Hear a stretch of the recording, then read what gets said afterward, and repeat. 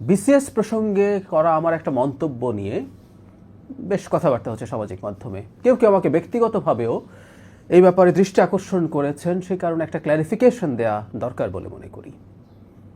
একটা photo card মূলত এই প্রতিক্রিয়া তৈরি করেছে। ফটো কার্ডটায় মোটামুটি এভাবে লেখা আছে, বিসিএস ব্যাধি দূর করার জন্য বিসিএসের সুযোগ সুবিধা কমাতে হবে, এরকম একটা স্টেটমেন্ট। আমাকে যদি প্রশ্ন করা হয় এই কথাটা কি আমি বলেছি, উত্তর হচ্ছে বাক্যটা আমি বলেছি। 2-3 দিন আগে পিএসসি আয়োজিত একটা অনুষ্ঠানে, যেখানে তারা ইউএনডিপি এবং আরেকটা প্রতিষ্ঠানের সাথে জয়েন্ট কোলাবোরেশনে 1 বছরে তারা কি কি করেছেন এবং তারা বিসিএস এর ফার্দার ডেভেলপমেন্টের জন্য কি কি করতে যাচ্ছেন সেই আলাপটা এনেছিলেন। সেখানে আমি একজন আমন্ত্রিত অতিথি ছিলাম, বক্তৃতা করেছি।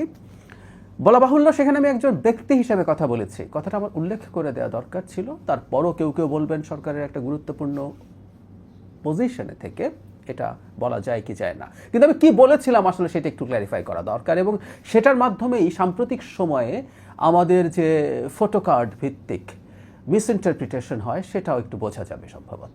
ফটোকার্ডে কখনো কখনো মিসইনফরমেশন ডিসইনফরমেশন করা হয়, সেটা একটা।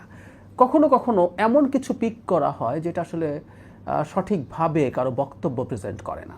আমি এই বাক্যটা বলেছি, সুতরাং যারা এটা নিয়ে ফটোকার্ড বানিয়েছেন তারা নিশ্চিতভাবেই কোনো ভুল কিছু পিক করেননি, সো আমি সেই অভিযোগ করছি না। কিন্তু যে কথাটা বলছি আমি আসলে কি বলেছিলাম, কারণ আমার এই বক্তব্যের ক্ল্যারিফিকেশন ওখানকার বক্তৃতায় ছিল। কেউ কেউ নিউজে খানিকটা এনেছেন, কিন্তু যেটা হয় আমরা তো আসলে নিউজ পড়ি না। ফটোকার্ডের নিচে অনেকেই নিউজের লিঙ্ক দিয়ে দেন, কিন্তু আমরা তো নিউজ আসলে পড়ি না। আমি বিসিএস সম্পর্কে আমার বক্তব্য দীর্ঘদিন থেকে আছে। আবারও আমি আমার ব্যক্তিগত কথাগুলো বলে রাখি, যেগুলো আমি অনুষ্ঠানে বলেছিলাম।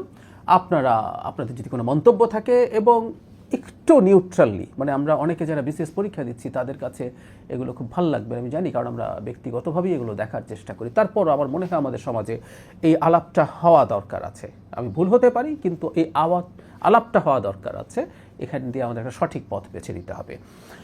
বিসিএসকে ব্যাধি বলছিলাম, আসলে আমাদের তরুণদের একটা অংশ, বড় একটা অংশ বা প্রধান অংশ, যেই তরুণরা তার জীবনের চাকুরির বয়স পর্যন্ত বিসিএস ছাড়া আসলে আর কিছু করে না। আমি প্রচুর দেখেছি, আমরা এই সমাজে বাস করি, সুতরাং আমাদের আশপাশে আমরা দেখি। একটা সময় ছিল চাকরিতে পাশ করার পর থেকে, মানে পড়াশোনায় পাশ, মানে গ্র্যাজুয়েশনের পর থেকে তারা এই চেষ্টা করতেন, কিন্তু গত বেশ কয়েক বছরের প্রবণতা হচ্ছে ভার্সিটিতে পড়াকালীন সময়েও বিসিএস এর গাইড পড়ছেন তরুণরা। এবং তাতে যেটা হয়, ভার্সিটির পড়াটাও তাদের ঠিকঠাক মতো হয় না। আমি ওই অনুষ্ঠানে বলেছিলাম, আমি বিসিএস এর ভাইভা পরীক্ষা দিতে গিয়ে দেখেছি তাদের সাবজেক্ট থেকে প্রশ্ন করলেও তারা যথেষ্ট বেসিক ধরনের প্রশ্নের ভালো জবাব দিতে পারেন না। তার মানে তারা এটার প্রতি হুমড়ি খেয়ে পড়ছেন। কারণ অনুসন্ধান করার চেষ্টা আসলে আমাদের করা দরকার।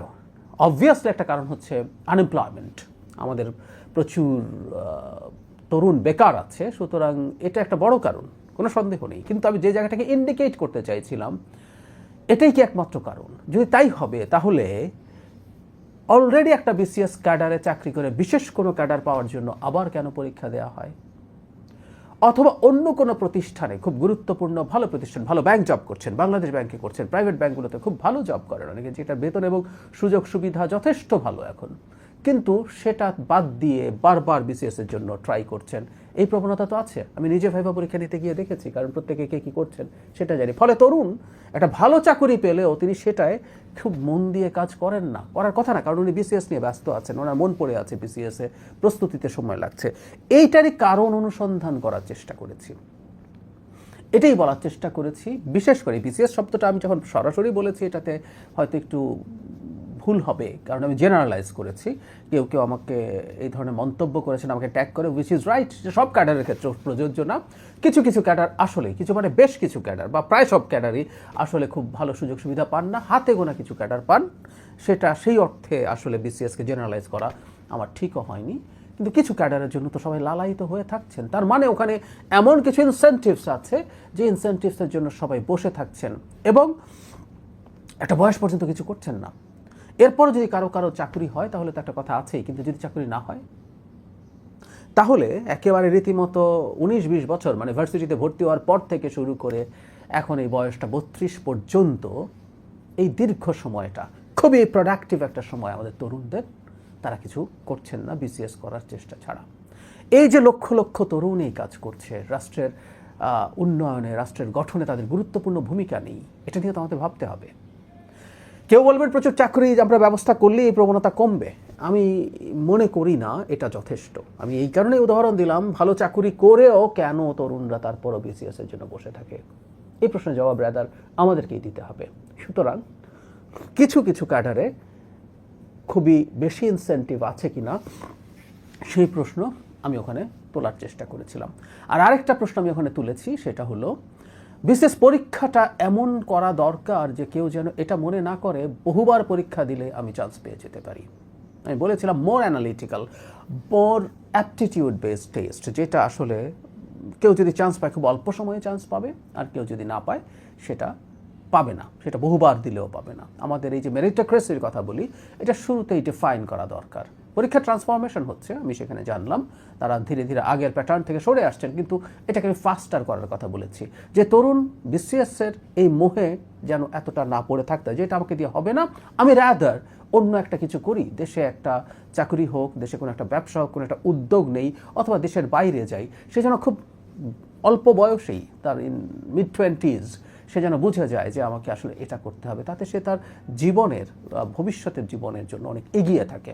আমি এমন মানে বেশ কয়েকজনকে ব্যক্তিগতভাবে দেখেছি, তারা মারাত্মক রকম ফ্রাস্ট্রেটেড হয়ে আছেন, যারা বিসিএসের পেছনে চেস করছিলেন। আর সুযোগ সুবিধা কমানো নিয়ে, ইনসেন্টিভ কমানো নিয়ে যে আলাপটা করেছি, এটা অবশ্যই ভবিষ্যতের ব্যাপারে। যারা চাকরিতে যে ধরনের সুযোগ সুবিধা নিয়ে আছেন, যেই চুক্তিতে তারা ওখানে জয়েন করেছেন, সেটা তো থাকবেই, কিন্তু ভবিষ্যতে আসলে কি থাকবে না থাকবে সেই ধরনের আলাপ সমাজে হওয়া দরকার বলে আমার মনে হয়েছিল।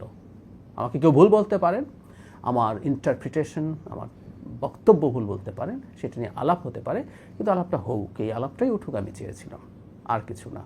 আমি যখন এই মন্তব্য করছি তখন নিশ্চিতভাবেই আমি যে তরুণদেরকে বিসিএস থেকে সরিয়ে আনার কথা বলতে চাইছি, সেটা আসলে তাদের ভালোর জন্য। তারা যারা বিসিএসের স্বপ্নে বা মরীচিকার পেছনে চেস করছেন, তাদের হয়তো এটা এইভাবে মনে হচ্ছে না, কিন্তু আদতে ব্যাপারটা তাই অনেকেই একটা সময় আসলে এই ব্যাপারগুলো বুঝতে পারবেন।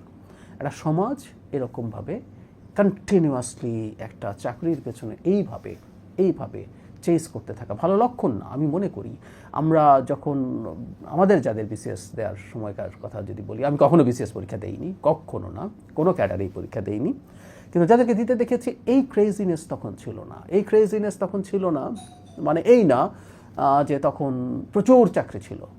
তো তার মানে এখানে কিছু ইস্যুজ আছে, যে ইস্যুগুলো আসলে অ্যাড্রেস করা দরকার। আমি আসলে মূলত এই কথাগুলোই বলতে চেয়েছি। আমি আশা করছি আমার এই বক্তব্যের মাধ্যমে আমি অন্তত আমাকে বোঝাতে পেরেছি। আমি আবারও বলছি, আমাদের সমাজে এটা নিয়ে আলাপ হতে হবে। আমাদের তরুণদের বিরাট একটা অংশকে, ব্রাইট একটা অংশকে বছরের পর বছর অনেক ক্ষেত্রে আমাদের